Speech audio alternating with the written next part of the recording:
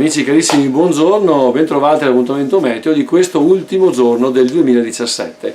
Ultimo giorno dell'anno, caratterizzato probabilmente da un inizio di giornata buono, soleggiato, positivo anche nelle temperature, quindi stabile, ma che naturalmente nel corso del pomeriggio sera naturalmente, tenderà a diventare nuvoloso, coperto e poi verso la metà della nottata anche piovoso. Quindi tutto sommato credo e possiamo affermarlo che la serata dell'ultimo dell'anno sembra salva, a parte qualche piovigine probabilmente nella parte alta del veneziano, la parte alta delle coste del veneziano, ma piovigini veramente di poco conto.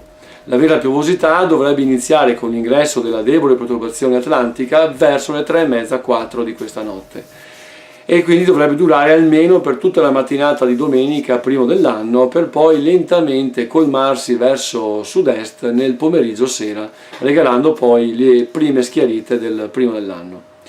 Quindi un ultimo dell'anno che si congeda tutto sommato in maniera quieta, tranquilla e senza, diciamo, colpi di reni. Un anno tutto sommato che si chiude in maniera abbastanza positiva dal punto di vista pluviometrico, viste le ultime piogge degli ultimi 3 mesi, parecchia neve come ho detto ieri in montagna, quindi tutto sommato abbiamo riequilibrato quello che era l'assetto appunto pluviometrico.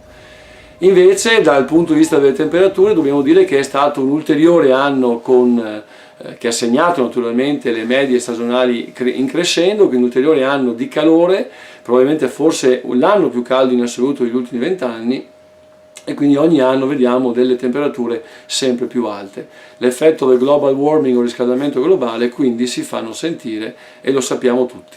Quindi speriamo che il 2018 porti con sé un anno più in media con le temperature e naturalmente anche che abbia un assetto pluviometrico generale che sia piuttosto spalmato durante l'arco di tutti i mesi.